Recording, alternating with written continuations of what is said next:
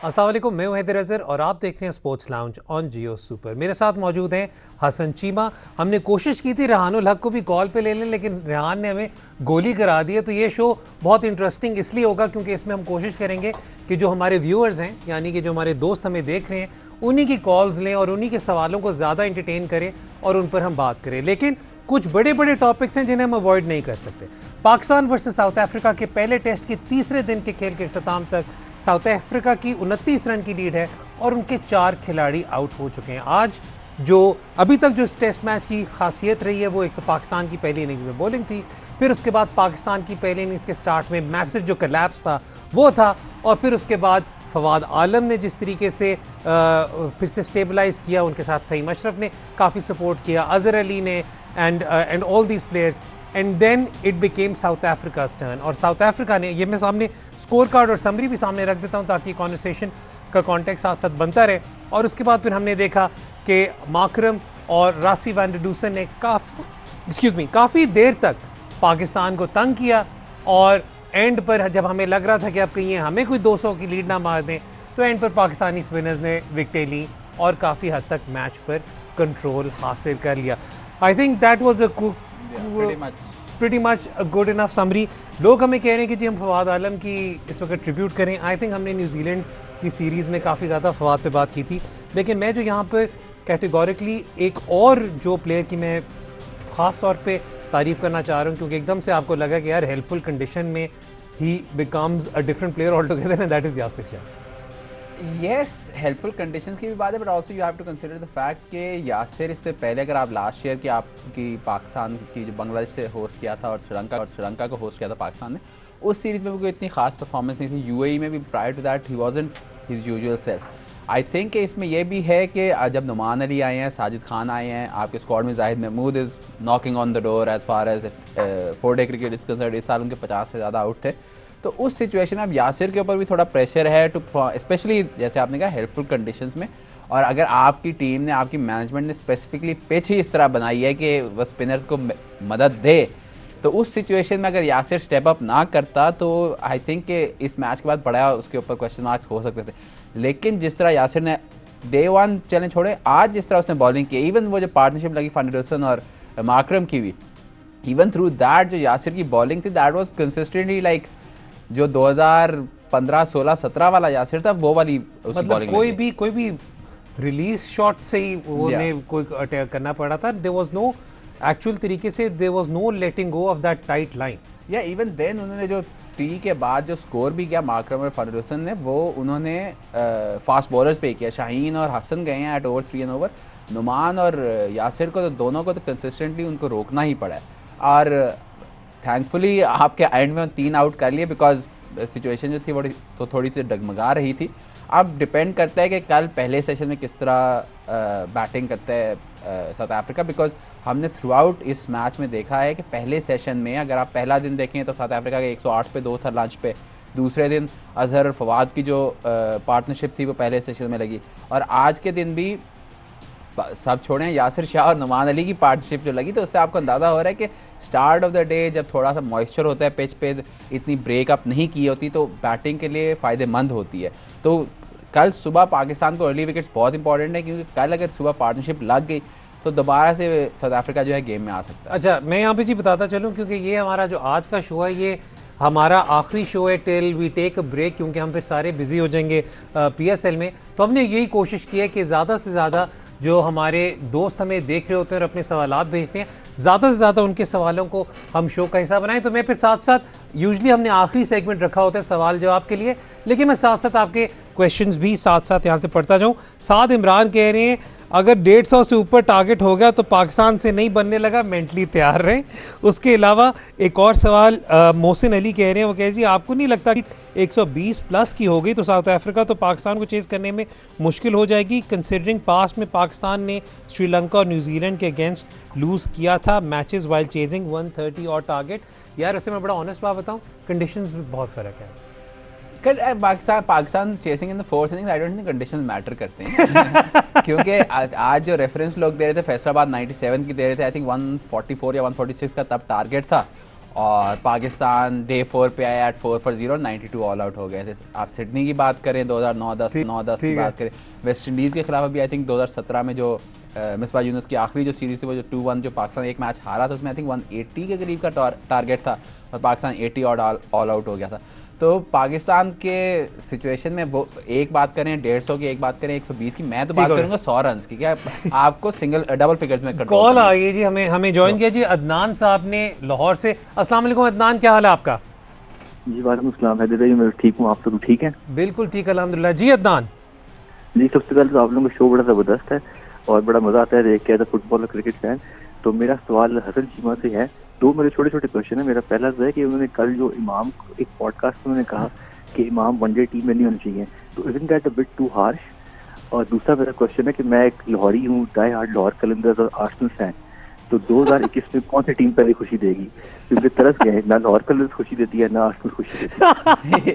यार पहले नहीं एक सेकंड, इससे पहले तो आपको सलूट है अदनान, ठीक है, आपको सलूट है कि आप की बड़ी हिम्मत है अभी तक, लेकिन Imam one day international. I think पहले answer the second question first. I think उसका answer is pretty simple, that's Lahore Qalandar. Lahore Qalandar आपको पहले खुशी दे देगा, आर्सेनल का कोई चांस इस वक्त नहीं लग रहा। शाहीन विद राशिद विद हारिस, हम ऑफ एयर भी बात करते हैं, लाहौर का बॉलिंग अटैक इस साल बहुत अच्छा हो गया है। आर्सेनल का तो अनकरीब उनको कोई इतनी खुशियां नहीं मिलने वाली अनलेस कि वो एफए कप ही जीते हैं।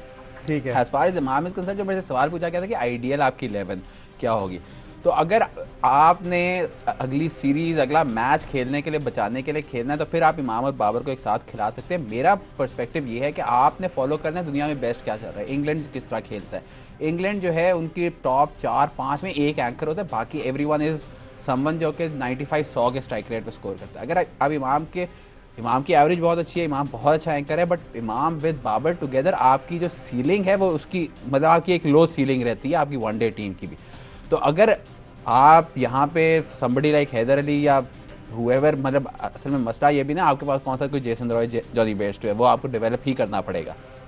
अगर आपके पास उस तरह का बैट्समैन आ जाता है विद से somebody like Fakhar, somebody like Sharjeel, उसकी भी आई थिंक कम बैक की बात हो रही है, अगर वो आपके ओपनर्स तैयार हो सकते हैं तो फिर आपका विद बाबर एट 3 एंड से Haris Sohail, Saud Shakeel type batsman at 4 आपका एक पूरा बैटिंग ऑर्डर बन जाता है। अभी आपके इशू ये आते हैं कि अगर आप मोहम्मद रिजवान को भी कंसिडर करें, हारिस सोहेल को कंसिडर करें, आपकी एक अपर लिमिट है जो कि है 290, 300, 310 की। आपकी टीम 350-400 वाले स्कोर नहीं कर पाती बिकॉज आपकी टीम में वो फायर पावर ही नहीं है।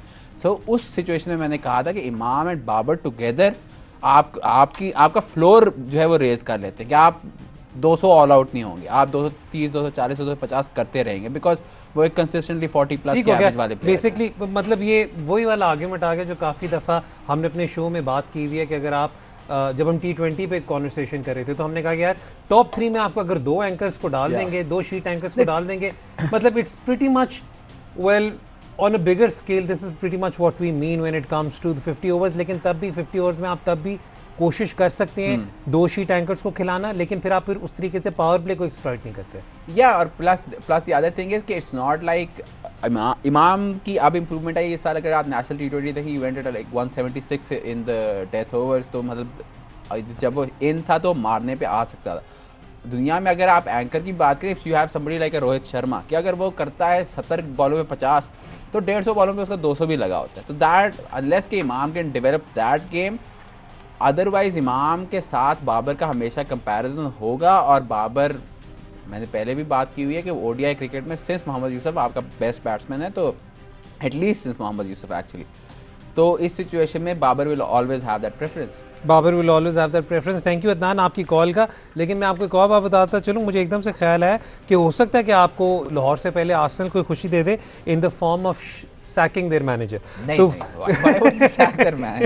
नहीं, बट मैं वैसे कह रहा हूँ क्योंकि 9th पोजीशन पे। Thank you so much. Now let's come. आप आकिब भाई की नौकरी के खिलाफ नहीं, मैं कह रहा हूँ लाहौर कलंदर्स इस वक्त ये है कि उनका भी टूर्नामेंट जितने टाइम पे होना है, पहले T10 और फिर PSL, उससे पहले तक आर्टेटा के जाने के चांसेस ज़्यादा हैं। भाई मेरा बिल्कुल ये मतलब नहीं था। वैसे खैर मैं आज बताता चलूँ, T10 भी स्टार्ट हो गया, T10 स्टार्ट हो गया है, तो उसमें भी कॉन्वर्सेशन जो आने वाले दिनों में कोशिश करेंगे कि once we are done with it, when we are talking about all these leagues, we will also talk about T10। अब चलते हैं जी, अब हमें एक और कॉलर ने ज्वाइन किया है जी रावलपिंडी से। जी सर, अस्सलाम वालेकुम। जी वालेकुम अस्सलाम हैदर साहब, मैं अजमत बोल रहा हूँ पिंडी से। जी अजमत साहब, क्या हाल है आपका? मैं जी ठीक ठाक, आप खैरियत से हैं? अल्हम्दुलिल्लाह। जी अजमत साहब, जी जी, मैं ये पूछना चाह रहा था इनसे कि जी अगर आप कंपैरिजन करें ना अपना ये जो बॉलिंग जो करवाई है ये साउथ अफ्रीकन ने और पाकिस्तानियों ने, आप उनके सीमर्स की जो देखे ना डिसिप्लिन, कितनी डिसिप्लिन किस्म की उनकी बॉलिंग थी। जी और जी हमारे बैट्समैन को कितनी प्रॉब्लम जो ना फेस वो कर रहे थे रन्स बनाने में, एज कम्पेयर टू आप देखें ये हसन जो हैं और जिस तरह ये दूसरे हैं हमारे अफरीदी भाई, इनकी बॉलिंग इतनी डिसिप्लिन क्यों नहीं है? और दूसरी बात ये है कि वकार यूनुस टाइप की जिस तरह जो हैं हमारे जो कोच हैं, ये यहाँ पे इतने अरसे ये पुराने हैं, ये नहीं बताते उनको कि यार इतनी कितनी डिसिप्लिन बॉलिंग है। दोनों की कंपैरिजन आप करें तो बहुत फर्क है। हालांकि ये कोई दोनों कोई मतलब कोई नए बॉलर्स तो नहीं है, ये अफरीदी और जो हसन है ये, जी जी। और रबाडा, और उनकी बॉलिंग देखें इतनी डिसिप्लिन है, और हमारे बैट्समैनों को कितनी प्रॉब्लम फेस की है उन्होंने रन बनाने में। थैंक यू सो मच तो ये अजमत क्यों साहब। नहीं ये जी नहीं Azmat, thank you. Thank you so much आपके सवाल का। और आपका जो इस सवाल है ना, ये देखिए, ये हम लोगों के लिए एक बड़ा टची टॉपिक है। ये इसलिए टची टॉपिक है क्योंकि हमने ये न्यूजीलैंड में भी यही वाली बात की थी, ये पेस अटैक के डिसिप्लिन की। और हम अभी भी, आप बिल्कुल सही कह रहे हैं कि जिस तरीके से आपके स्पिनर्स ने इस वक्त परफॉर्म किया, तो ये वाले क्वेश्चंस आपके काफ़ी हद तक, या ये जो क्रैक्स हैं, ये कवर हो गए। लेकिन लेट्स टॉक अबाउट दिस। एक तो पहले इसे प्रॉपर कॉन्टेक्स्ट में लाने के लिए ये है कि आई थिंक मैं वो स्टैट देख रहा था कि शायद 2015 के बाद सबसे ज़्यादा जो स्ट्राइक रेट और अच्छी एवरेज रही है सीम अटैक की, वो साउथ अफ्रीका की ही रही है when compare to all other teams. Number 1। Number 2 ये है कि आई थिंक अभी भी we are still struggling to make sure कि हमने क्या प्लान बनाने और वो किस तरीके से इन्फोर्स करवाने। हाँ, आप कह सकते हैं। एट द सेम टाइम उन्होंने बात की कि नए नहीं हैं, लेकिन अगर आप कंपैरिजन भी करें शाहीन का और इवन हसन का, चलिए हसन का थोड़ा एक्सपीरियंस है, but you talking about Rabada जिसने 200 आउट किए हैं अभी, आज कल उसकी 200 विकेट थी। आपका सिंस वकार यूनुस ने 95 में जब 200 टेस्ट आउट किए थे, उसके बाद से किसी फास्ट बॉलर ने 25 साल हो गए, anyone under the age of 30 को याद भी नहीं है कि पाकिस्तानी फास्ट बॉलर जो है 200 आउट कर रहा है, जो रबाडा ने 25 साल की उम्र में ऑलरेडी कर लिया हुआ है। तो जो वो कह रहे हैं इक्वलेंस जो ड्रॉ कर रहे हैं, तो आप इक्वलेंस नहीं ड्रॉ कर सकते। हाँ, अंगीडी और नोकिया के साथ आप कर सकते हैं पाकिस्तानी बॉलर्स की।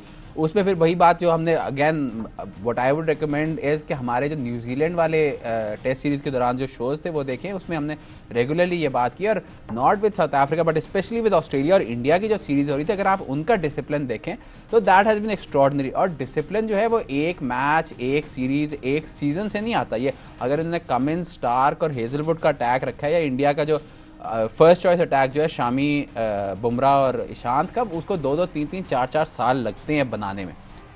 एज़ फार एज़ के ये तो चले आपका हो गया कि बॉलर्स को, और मेरा भी यही बिलीफ है कि आपके बॉलिंग कोच का ये टारगेट होना चाहिए कि किस तरह से डिसिप्लिन लाया जाए। क्योंकि पाकिस्तान में बड़े आसानी से कह दिया जाता है कि जी पहले बड़ी अच्छी क्रिकेट होती थी। अब फास्ट बॉलिंग की जो क्वालिटी है right now is better than anyone पहले किसी भी टाइम पे। क्योंकि अब आपके डिसिप्लिन वाले बॉलर जो है, हमारे दिमाग में होता है कि ये स्पीड वाला बॉलर है जो 145, 150 पे कराता है, वाला और ये डिसिप्लिन और ये वाला, स्किल वाला बॉलर है। या अब जो आप बेस्ट दुनिया के बॉलर देखते हैं, उन्होंने रबाडा की बात की, कमिंस की बात करें, बुमराह की बात करें, इवन नॉर्किया, चले नॉर्किया थोड़ा सा वेवर्ड था, बट अदरवाइज बिकॉज वो अभी तक उस लेवल पे नहीं है, बट अदरवाइज जो दुनिया के बेस्ट बॉलर है, जोफ्रा आर्चर जिस तरह हो गया, दीज आर गाइज जो 140 पे कराते हैं और उनकी एक्यूरेसी अब्बास वाली होती है। अच्छा, वक्त हो रहा है ब्रेक का। ब्रेक के बाद जब वापस आएंगे तो I would want to continue talking about the pace attack. वक्त हो रहा है जी ब्रेक का। ब्रेक के बाद वापस जब आएंगे तो फिर आपके सवालात को शो का हिस्सा बनाएंगे। देखते रहिए स्पोर्ट्स लाउंज और जियो सुपर।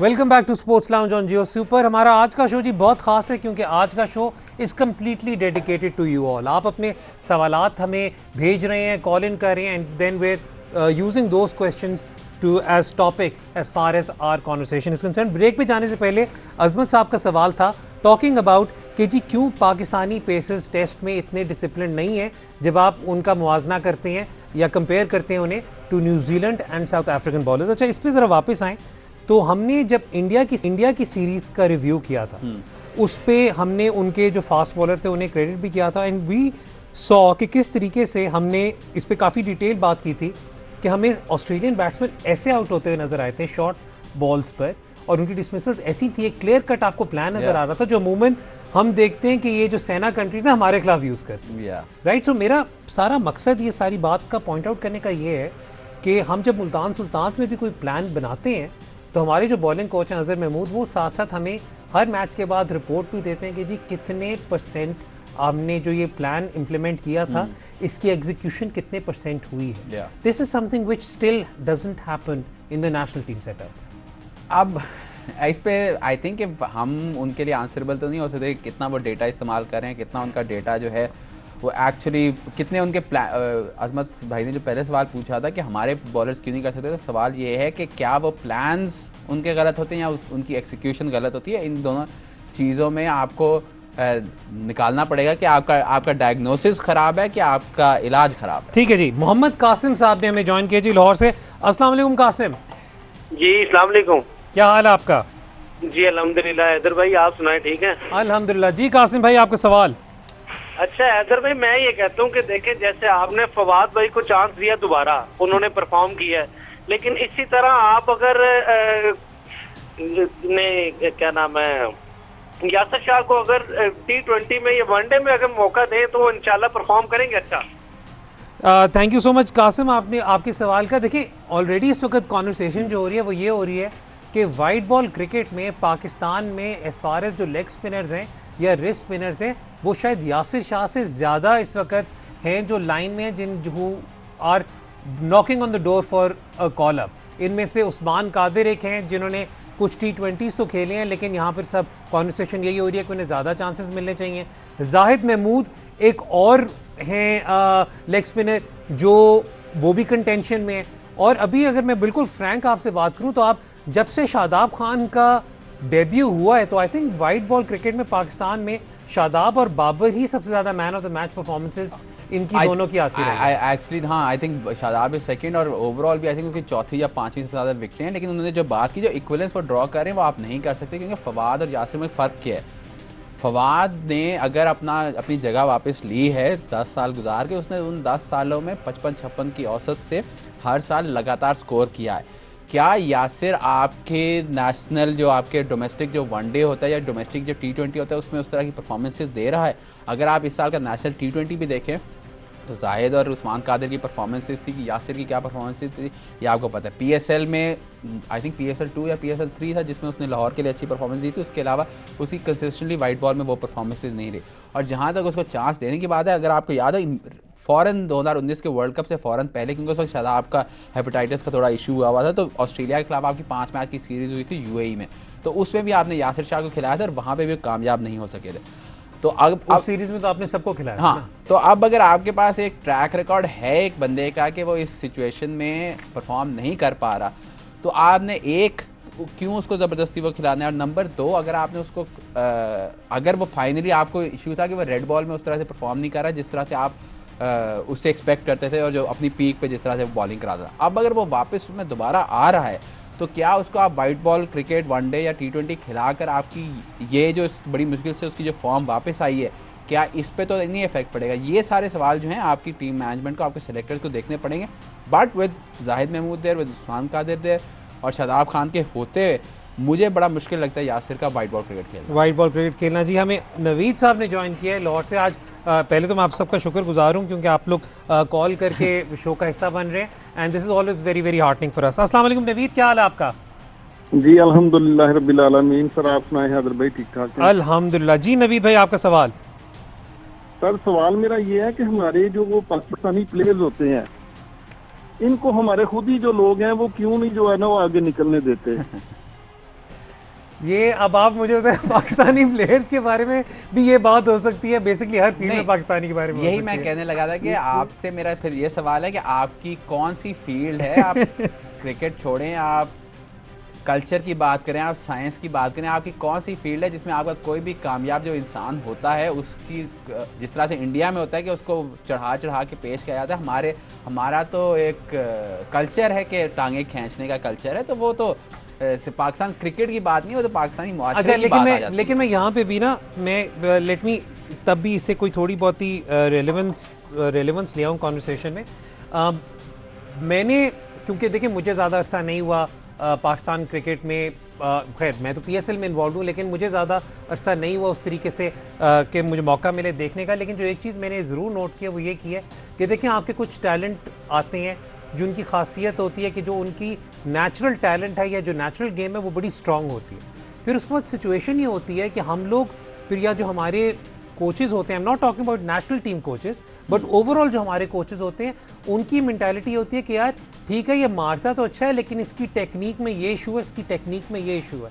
जबकि जब आप इस वक्त सेना कंट्रीज़ देखें उसमें अनऑर्थोडॉक्स प्लेयर्स को बल्कि ज़्यादा प्रमोट करते हैं और उन्हें कहते हैं कि जी ठीक है तुम्हारी अगर ये खासियत है तुम इसी पर पक्के होते रहो और उसे डेवलप करो। जबकि हमारा ये चक्कर होता है कि फ़खर जमान को फिर वो बहुत कमाल मारेगा, कमाल हिटिंग होगा, फिर आप एक दिन देखेंगे नेशनल क्रिकेट एकेडमी में उन्हें कवर ड्राइव्स की प्रैक्टिसेस हो रही होंगी कि नहीं तुम्हारी कवर ड्राइव ठीक होनी चाहिए। सो एक ये इशू भी है। लेकिन आई एम ऑल्सो ग्लैड कि अगर अब आप रिसेंटली देखें तो हमारे कुछ कोचेज़ रीजनल सेटअप में ऐसे आए हुए हैं जो इस चीज़ को अंडरस्टैंड करते हैं मॉडर्न गेम में और वो इस चीज़ को प्रमोट कर रहे हैं कि यार अगर आप ये मार सकते हो इधर तो मारते रहो, कोई फ़र्क नहीं पड़ता, इसे पक्का करो। आई थिंक ये ऊपर से भी आया है इनका एक ऑलमोस्ट एक डिसीजन का। नदीम खान ने जो डोमेस्टिक कोचेज़ को जो मतलब कहा था उसमें एक पूरी कॉन्फ्रेंस की थी। इवन आई थिंक मुझे याद है न्यूजीलैंड की सीरीज़ के दौरान नबील हाशमी ने ये पॉइंट आउट किया था कि ये मिसबाह-उल-हक वकार यूनुस वगैरह ने बिठा के सारे रीजनल कोचेज़ को कहा था कि हमने किस तरह से पॉजिटिव क्रिकेट खेलनी है डोमेस्टिक लेवल पे और फिर इंटरनेशनल पे। नबील ने पॉइंट आउट तब किया था जब पाकिस्तान ने 60 ओवर में 80 स्कोर किया था कि एक तरफ आप ये मैसेज दे रहे हैं और दूसरी तरफ आपका अमल इस तरह करके, बट आपका वो जो प्रोसेस होता है जो आप कह सकते हैं कि आप नडीर जो है उससे गुजर चुके हैं, अब आप थोड़े उस तरह बेहतर आ रहे हैं। लेकिन वही बात है कि दुनिया रुकी हुई नहीं हुई कि आप उसको कैचअप करें, दुनिया आगे से आगे तक जाती रहेगी, आपको अब दौड़ लगा के पहुंचना है वहाँ। ठीक है जी। और वे नबील हाशमी की आपने बात की तो सच्ची बात यह है कि नबील हाशमी आज आई थिंक अपना पहला T10 का मैच भी जीत गए, तो कॉन्ग्रेचुलेट नहीं हार गए हैं बल्कि सो नहीं हार गए, कमिसरेशंस नबील जी। हमें ज्वाइन किया मुबीन हाशमी साहब ने कराची से। अस्सलाम वालेकुम मुबीन, क्या हाल है आपका? जी वालेकुम अस्सलाम। आपका शो बहुत शौक से देखता हूँ मैं, बहुत अच्छी डिस्कशन करते हैं आप लोग। बड़ी मेहरबानी मुबीन साहब।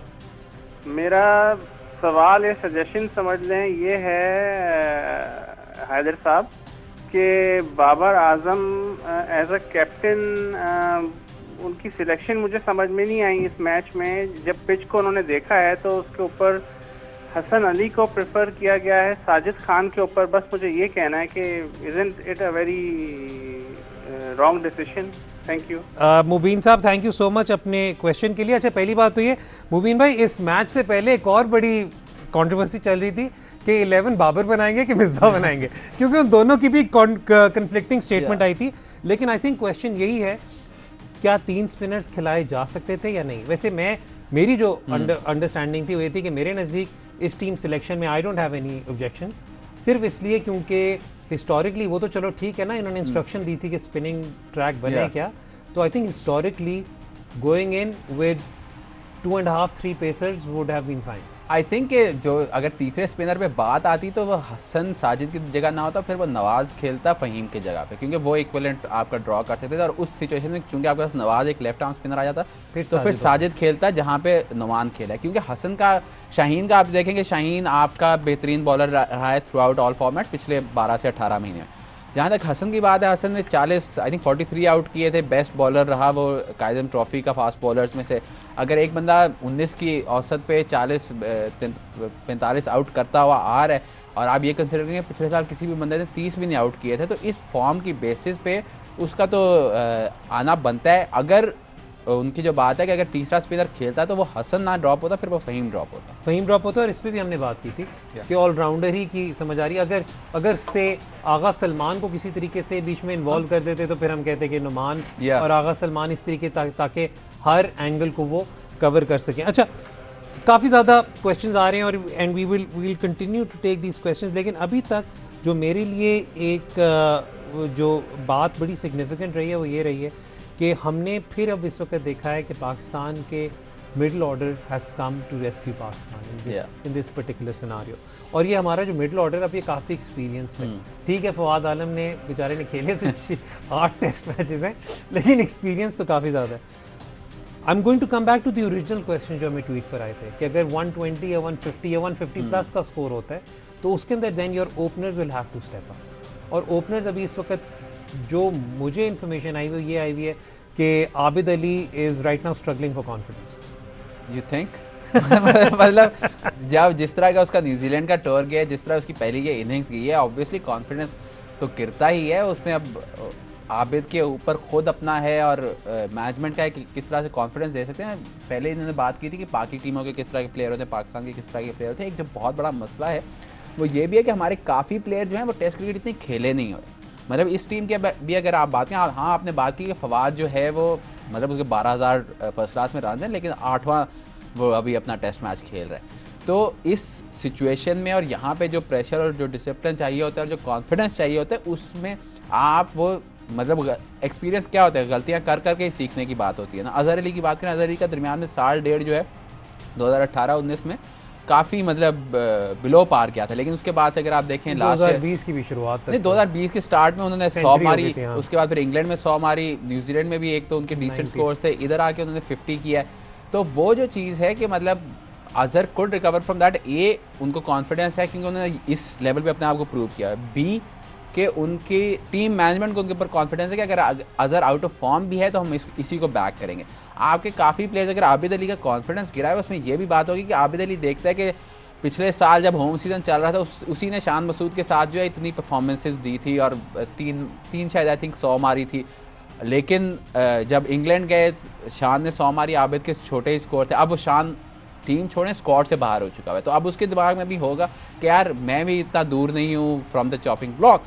तो इस सिचुएशन में आपकी मैनेजमेंट का काम है कि उस बंदे को उस तरह से कॉन्फिडेंस दिया जाए कि यार नहीं, एटलीस्ट ये सीरीज़ जो है, ये कल के चौथी इनिंग्स में आप फेल भी करते हो तो आप एटलीस्ट सेकंड टेस्ट खेल रहे हो, वो एक उसको समझाने वाली बात होती है। एंड इट्स नॉट लाइक कि पीछे कोई फौज बैठी हुई आपकी ओपनर्स के आने की। इस साल अगर आप डोमेस्टिक जो काइजम ट्रॉफी थी उसमें भी कोई आउटस्टैंडिंग ओपनर नहीं था। टॉप 10 में I think Sharjeel Khan Wahid opener थे जो टॉप 10 रन स्कोरर्स में थे। अच्छा, लेकिन मैं वैसे एक और बात बताता चलूँ, जब से शान स्क्वाड से निकले उन्होंने 5 पाकिस्तान कप के मैचेस खेले हैं, आई थिंक 110 की एवरेज है उनकी, तकरीबन 500 स्कोर कर लिया। खैर एनीवेज, वो दैट्स अ सेपरेट टॉपिक। वक्त हो रहा है ब्रेक का, ब्रेक के बाद जब वापस आएंगे तो थोड़ी बॉल में भी कॉन्वर्सेशन होगी, लेकिन अगर आपके सवाल आए तो we will talk about those first. देखते हैं sports lounge on Geo super.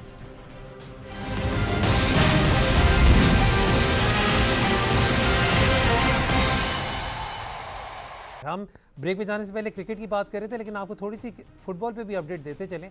इस हफ्ते एक बहुत मेजर अपसेट हुई जब शेफील्ड यूनाइटेड ने मैनचेस्टर यूनाइटेड को हरा दिया, और उसके बाद एक बार फिर जो इंग्लिश प्रीमियर लीग की टाइटल रेस है वो बहुत ही इंटरेस्टिंग बन गई, क्योंकि Manchester city I believe now is at the top of the table. Yeah, it's not interesting anymore. I think it's pretty obvious. No, it is interesting to see कि किस तरीके से कोई no one can hold on to consistent results. I think city ने जो उनका start of the season था वो थोड़ा स्पेशली डिफेंसिवली वो स्ट्रगल कर रहे थे, बट एक दो रूबन डियाश थोड़ा मतलब कि उसने अपने आप को सोलिडिफाई कर लिया as the leader of the defence, और जॉन स्टोन्स की जो परफॉर्मेंस उसके बाद हुई है तो आप कंसिडर करेंगे 13 उन्होंने गोल्स कंसीड किए हैं।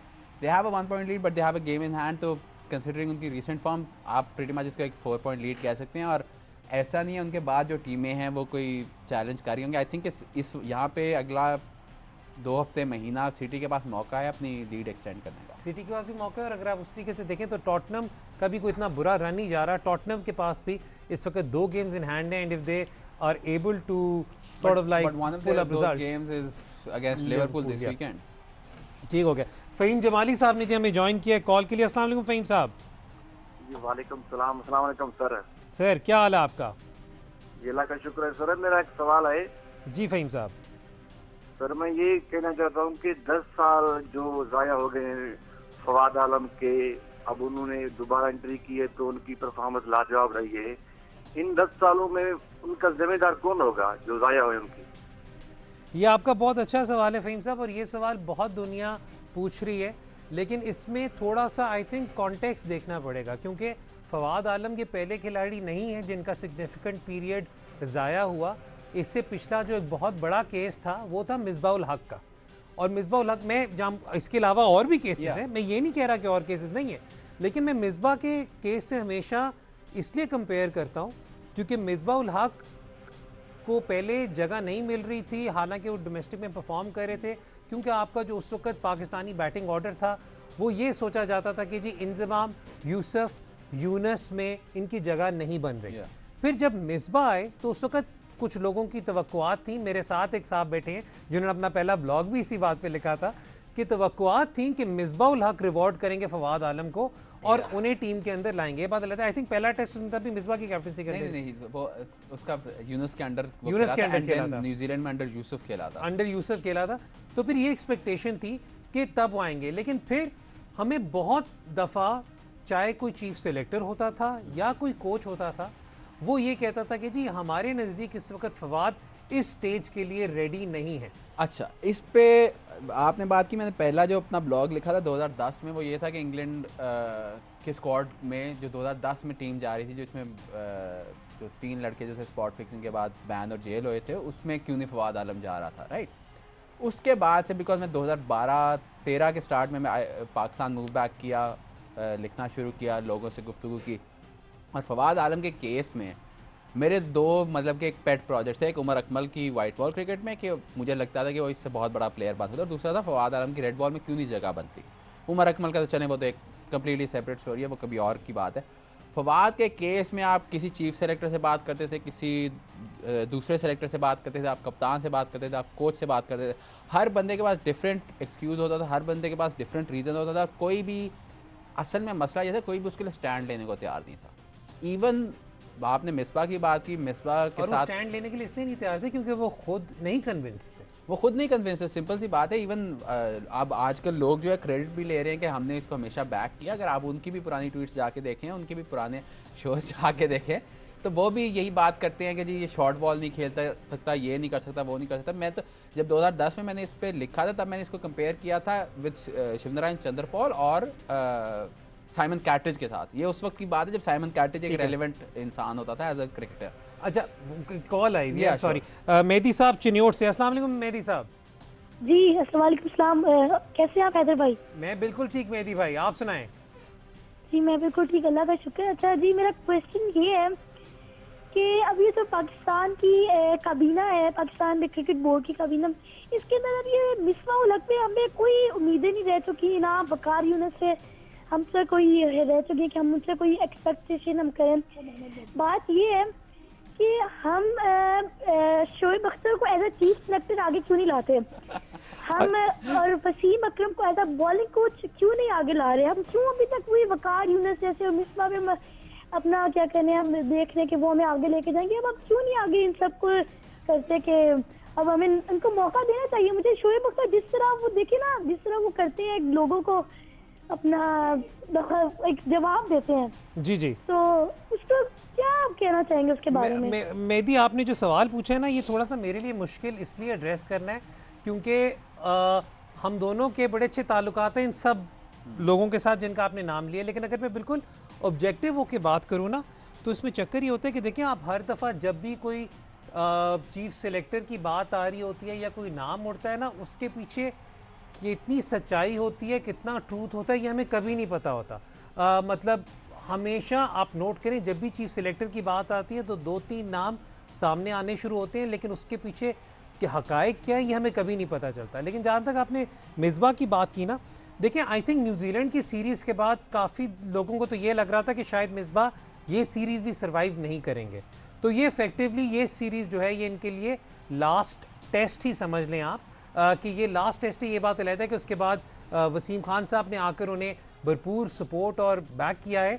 जो आप बात कर रहे हैं वसीम अकरम साहब की और शोएब अख्तर साहब की, देखिए मैंने वसीम भाई के साथ मैंने भी काम किया है, हसन ने भी काम किया है। उनकी तबीयत ऐसी है कि वो उन्हें आप चाहे हायर करें ना करें, आप उनके पास मशवरे के लिए जाएंगे, कोचिंग के लिए जाएंगे, वो आपकी हमेशा हेल्प करेंगे। वो अभी इस वक्त जब कॉमेंट्री स्टंट्स भी कर रहे होते हैं तो रोज़ तो सुबह लड़कों से बात करते हैं और रोज़ उन्हें गाइड कर रहे होते हैं। तो उनके लिए आई थिंक जो इशू है वो ये है कि वसीम अकरम ऑलरेडी इस वक्त एक क्रिकेट कमेटी का हिस्सा है। आई थिंक एक कॉन्फ्लिक्ट ऑफ इंटरेस्ट की वजह से भी वो उस टाइप की जॉब नहीं ले रहे। Plus Wasim Akram right now is so busy with so many other engagements कि उन्हें अगर कोई पाकिस्तान टीम के साथ स्पेसिफिक रोल लेना पड़ेगा, तो देखिए मेरा ज़ाती ख्याल है, वो इससे डिसएग्री कर सकते हैं, तो उन्हें बहुत कुछ गिव अप करके वो करना पड़ेगा। तो वो फिर अगेन उसके बाद फिर फिर फाइनेंशियल्स की भी कॉन्वर्सेशन आनी शुरू हो जाती है जो बहुत डिफिकल्ट हो जाता है। जहाँ तक आपने शोएब भाई की बात की जी, वसीम भाई का तो आपने बड़ा अच्छी तरह एक्सप्लेन कर दिया कि आई डोंट थिंक कि वो कोचिंग में, स्पेशली जो डे टू डे कोचिंग है उसमें इन्वॉल्व हो सकते हैं। वसीम भाई कैंप में या इस तरह की चीज़ों में हो सकता है। जहाँ तक शोएब अख्तर की बात है, I just say this, camps तो पिछले 5 सालों से वो कोई ना कोई कैंप लगता है, but like I still think कि जब अभी जिस तरह जब नेशनल टीम का कैंप लगा था तो उसमें मोहम्मद यूसुफ को और सकलैन मुश्ताक को हाई परफॉर्मेंस सेंटर से नेशनल टीम के साथ लेकर आए थे। That is the sort of thing I think Wasim भाई के साथ भी इनको करनी चाहिए। द अदर थिंग इज़ कि अगर आप अभी की अपना पूरा देखें, अजहर महमूद बॉलिंग कोच रहे, मोहम्मद यूसुफ अब हाई परफॉर्मेंस सेंटर में हैं, Saqlain Mushtaq high performance centre में हैं, मोहम्मद जाहिद उनके साथ हैं, उसके अलावा आप फैसल इकबाल बलोचिस्तान के कोच हैं। ये पूरी जो 90s और रज़ाक केपी खैबर पख्तूनख्वा के डोमेस्टिक के कोच हैं। अगर आप ये सबको देखें, सब ने या तो ये नेशनल टीम के साथ इनकी नहीं रोज़, ये इनके रज़ाक ने इससे पहले कोयटा ग्लैडिएटर्स के वो बॉलिंग कोच रहे हैं, उमर गुल इस साल कोयटा ग्लैडिएटर्स के बॉलिंग कोच होंगे, आकिब जावेद फ्रेंचाइज के साथ रहे हैं, उससे पहले यूएई में काम किया हुआ है। यहाँ पे आप को दो चीज़ें देखनी है कि एक ये कि शोएब अख्तर का क्या एक्सपीरियंस है। हाँ ठीक है, टीवी पे हमने भी बोला है, लेकिन हमने भी फिर बाद में जाके मैनेजमेंट किया। नहीं, मैं कंपैरिजन ये कर रहा हूँ कि सकलैन मुश्ताक ने इंग्लैंड में अपने कैंप्स लगाए, इंग्लैंड की टीम के साथ कंसल्टेंट रहे, वेस्ट इंडीज़ की टीम के स्पिन बॉलिंग कंसल्टेंट रहे, तब जाके वो यहाँ पे आए। मुश्ताक अहमद इंग्लैंड की टीम के साथ आई 4-5 साल रहे थे वेस्ट इंडीज़ के साथ हैं, उसके बाद फिर वेस्ट इंडीज़ के साथ थे, दरमियान में आपके साथ रहे। शोएब भाई का ये है कि शोएब भाई का या तो उनको जाके किसी आईपीएल में आपने देखा हो या किसी लीग क्रिकेट में देखा हो, या डोमेस्टिक में जिस तरह रज़ाक भाई अभी कर रहे हैं उस तरह कर रहे हो, या आपके मतलब कि किसी टीम के साथ कंसल्टिंग कर रहे हो, तो वो जब चीज़ नहीं है तो फिर उस सिचुएशन में इवन अगर मोहम्मद वसीम आपके भी चीफ सेलेक्टर लगे हैं, तो इससे पहले मोहम्मद वसीम नॉर्दर्न की टीम के पीटीवी की टीम के नॉर्दर्न की टीम के हेड कोच थे, उससे पहले पीटीवी की टीम के साथ। अच्छा नहीं, लेकिन आई थिंक उनका ज़्यादा मतलब ये कि कोचिंग से रिलेटेड नहीं भी। शोएब अख्तर का वो ये कह रहे हैं कि यार एटलीस्ट सिलेक्शन के तौर पे तो आ सकता है, but we'll talk about that. एक और सवाल आया जी, हमें फैसल साहब ने ज्वाइन किया नारोवाल से। अस्सलाम वालेकुम फैसल। वालेकुम सलाम हैदर भाई, क्या हाल चाल है? अल्हम्दुलिल्लाह अल्हम्दुलिल्लाह। जी फैसल, आपका सवाल। सर मेरा हसन चीमा से सवाल है इस्लामाबाद यूनाइटेड के बाद। जी जी। तो मेरा सवाल ये है कि who is your first choice wicket keeper, like Phil Salt or Ruhail Nazir, and secondly for how many matches Jordan, Topley and Gregory will be available for Islamabad United? हाँ जी, जो दूसरा सवाल है वो तो डिपेंड करेगा इंग्लैंड के squad पे। हमने इसीलिए जॉर्डन के साथ टॉपली को दोनों रखा बिकॉज हमारा तो ये ख्याल है कि जॉर्डन जो है वो इंग्लैंड की टीम के साथ होगा फॉर द इंडिया टूर, तो अगर वो अवेलेबल भी होगा तो प्रॉब्ली थोड़ी देर के लिए ही होगा, वो देखना होगा, वो डिपेंड करता है इंग्लैंड की टीम में कितना होता है। और ग्रेगरी और टॉपली का भी ये है कि हमने उनको इनमें से एक प्रॉब्ली जाएगा और एक नहीं। बेसिकली ये सोच थी कि अगर हम 3-4 इंग्लैंड के ले सकते हैं, अब सारे तो नहीं वो टीम में डालेंगे, अगर सारे टीम में डाल दिए तो फिर रिप्लेसमेंट पे जाना पड़ेगा, बट तो उसके रिप्लेसमेंट ड्राफ्ट की बात आ जाएगी। जहाँ तक कीपिंग की बात है, वो हम ये डिसीजन जो है कि आपकी 11 क्या बनेगी, ये हम अनटिल जब तक टूर्नामेंट नहीं स्टार्ट होता तब तक हम ये डिसीजन नहीं रहते। जो उससे पहले जो वार्म अप मैचेस होते हैं, हम 2-3 आप लोगों के साथ एक दफ़ा, हर साल तो हम आप लोगों के साथ भी इस साल नहीं खेल रहे ना वापस। अच्छा नहीं खेल रहे क्योंकि पहला मैच हमारा आपस में, तो इसलिए नहीं खेल रहे। ठीक है, तो बट हमेशा आपके 2-3 मैच होते हैं और वहाँ पे आप चेक करते हैं कि किस प्लेयर की फॉर्म लगी हुई है, कौन से नंबर पे एडजस्ट हो रहा है। अगर मैं आपको हमारी टीम छोड़े एक और एग्जांपल देता हूँ, जब लास्ट या जब वार्म अप मैचेस से पहले ज़ल्मी की आप किसी से बात करते थे, उनका पूरा प्लान था मोहम्मद आमिर खान जो उनका राइट आर्म फास्ट बॉलर है वो उनका इमर्जिंग खिलाड़ी खेलेगा। फिर उनका कोयटा ग्लैडिएटर्स के साथ मोइन खान अकेडमी में मैच हुआ जिसमें 18 या 19 गेंदों पे हैदर अली ने 60 स्कोर किया, जिस बेसिस पे उन्होंने कहा यार इतनी फॉर्म में है तो इसको एज इमर्जिंग प्लेयर खिलाया, और हैदर अब माशाल्लाह से पाकिस्तान खेल गया इन द नेक्स्ट 12 मंथ्स।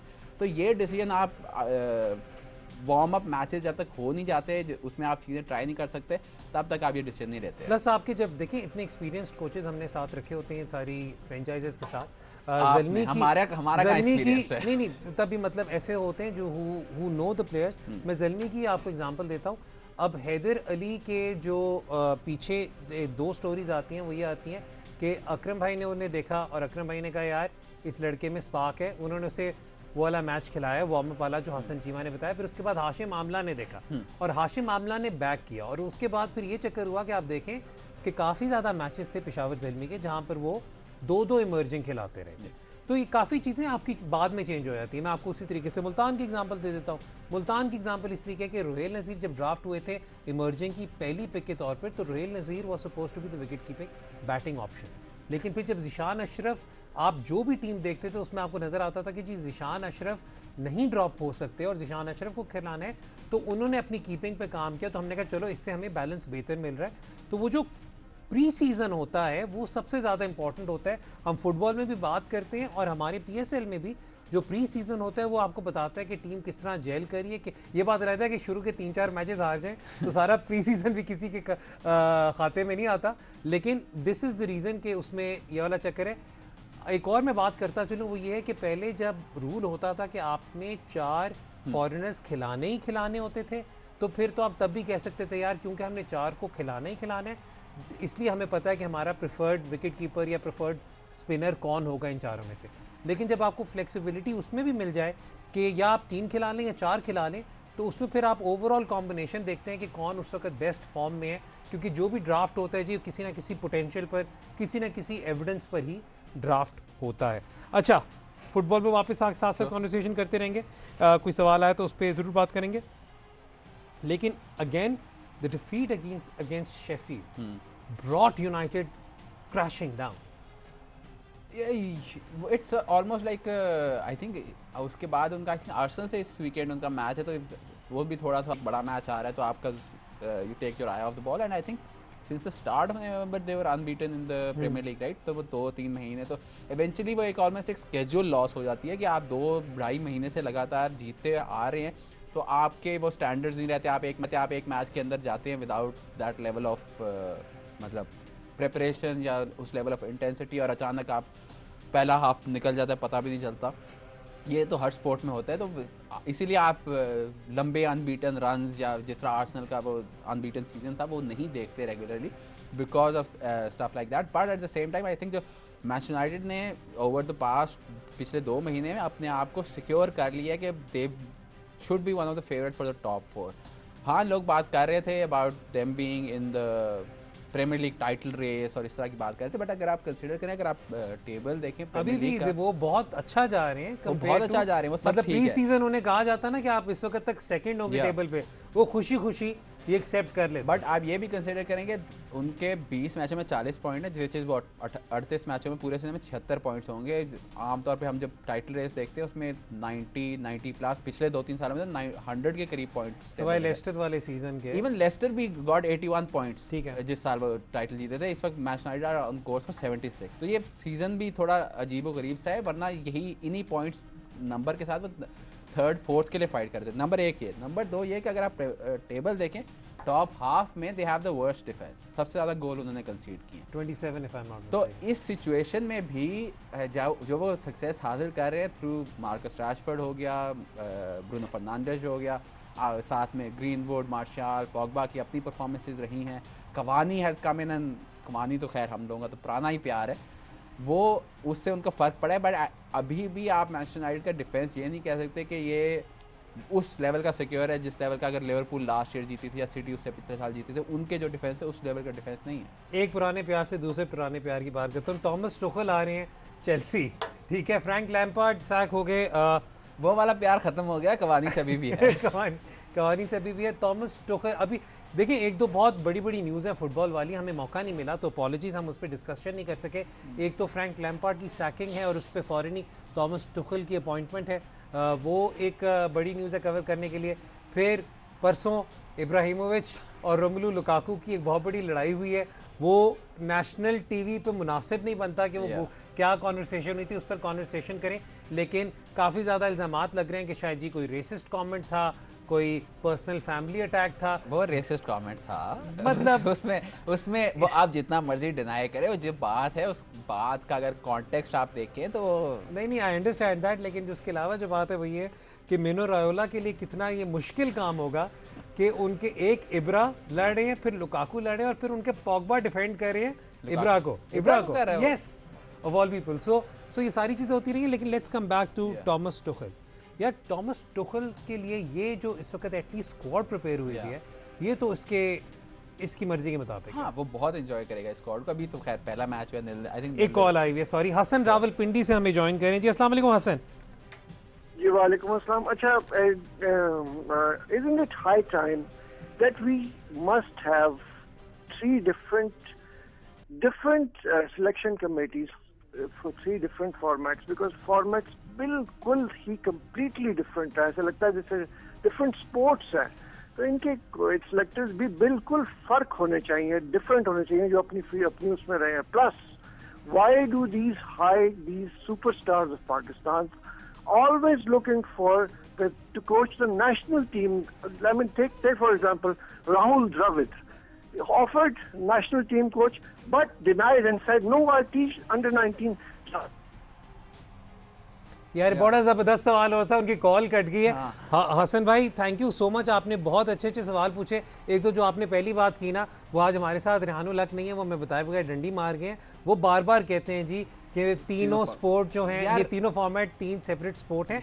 मैं सिलेक्शन कमेटी पे ज़रूर बात करूँगा, लेकिन जो आप बात कर रहे हैं कि सारे जो हमारे सुपरस्टार हैं वो पाकिस्तान टीम ही को क्यों कोच करना चाहते हैं, क्योंकि उसमें लाइमलाइट भी है, उसमें ग्लोरी भी है, उसमें पैसे भी हैं। आप स्क्रीन पर आ रहे हैं, ये करते हैं बेसिकली उस पे पैसे भी हैं। बात सुने, राहुल द्रविड़ को इंडिया ए की कोचिंग के लिए उतना पैसा मिलता था जितना मिकी आर्थर को पाकिस्तान की कोचिंग के लिए नहीं मिलता था, क्योंकि दोनों ने around same time contract sign किया था। ठीक है, तो अगर वो इंडिया अंडर 19 की कोचिंग कर रहे हैं या इंडिया ए की कोचिंग कर रहे हैं, वो वॉलंटरीली नहीं कर रहे, वो भी एक मतलब कि आपकी मार्केट में एक सप्लाई एंड डिमांड वाली बात होती है, आपकी एक वैल्यू होती है। वो ये पैसा इसलिए भी नहीं होता कि आपने खर्चना है या आपका लाइफस्टाइल इस तरह करके। अगर आप प्लेयर्स को देखें, जब आप ड्राफ्ट में भी देख रहे होते हैं कि एक प्लेयर की अगर गोल्ड एक्शन हो सकती है, वो फिर भी अपने आप को डायमंड में रखता है, बिकॉज वो अब आपके ईगो और आपकी सेल्फ रिस्पेक्ट की भी बात होती है कि यार अगर मैं राहुल द्रविड़ हूँ तो मैं अब 1.5 लाख 2 लाख महाना पे थोड़ी कोचिंग करूँगा।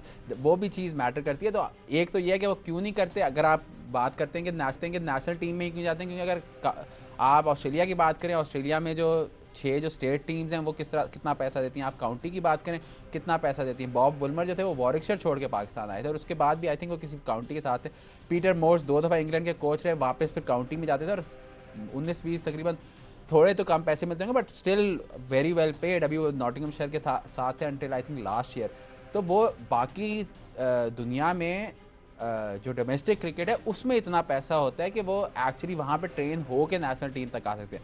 आपकी डोमेस्टिक क्रिकेट में उतना पैसा नहीं है। तो अब जाके पिछले साल जब ये इन्होंने डोमेस्टिक कोचेज़ का किया कि जी डोमेस्टिक कोचेज़ की इतनी तनख्वाह होगी कि इवन प्लेयर्स कंप्लेन करेंगे यार कोच क्यों हमारे से ज़्यादा कमा रहे हैं, तो फिर अब आप देखते हैं कि फैसल इकबाल, बासित अली, अब्दुल रज़ाक, रहमान भाई तो खैर साउथ पंजाब के साथ तो जो पाकिस्तान के सबसे सक्सेसफुल कोच रहे हैं, अब आप देख रहे हैं कि वो वाले जो खिलाड़ी आपके बड़े खिलाड़ी थे, मतलब अब्दुल रज़ाक एक आपका बहुत बड़ा खिलाड़ी था, ऑलराउंडर था, और वो अगर एक डोमेस्टिक टीम को कोच कर रहा है तो वो लाइक वो अब वो finally it's a step in the right direction. आप देखिए हसन भाई, एक और बात भी है कि अब आप एनसीए में भी देखें ना, जिस किस्म के नाम आ रहे हैं, तो उस सेंस में तो, लेकिन मैं आपकी बात बिल्कुल समझ रहा हूँ। देखिए उसके पीछे एक तो ईगो वाली बात होगी, प्लस दूसरा ये होता है कि मतलब हमारे काफ़ी ज़्यादा जब आप रिटायर्ड प्लेयर्स को मिलते हैं ना, तो वो जब अपना टाइम याद करते हैं तो कहते हैं यार अगर मैं होता ना तो मैं ये करता। उनके दिमाग में ये भी थिंकिंग है कि अगर हमने ये वाली चीज़ करनी है तो हमने वो पाकिस्तान टीम के ड्रेसिंग रूम में ही करनी है, हमने नीचे उसका करने का कोई पॉइंट नहीं है।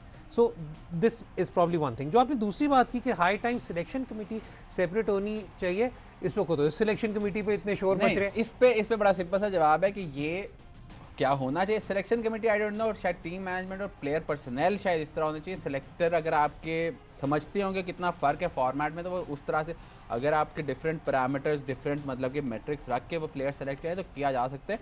ये चीज़ हम आहिस्ता आहिस्ता देखेंगे। इंग्लैंड में हम ऑलरेडी देख रहे हैं, इंग्लैंड ऑस्ट्रेलिया में, कि वो तो 2-2 टूर एक टाइम पे करें। एक वाइट बॉल की टीम कर रही है, एक रेड बॉल की टीम कर रही है, और ये पोस्ट कोविड ज़्यादा होगा।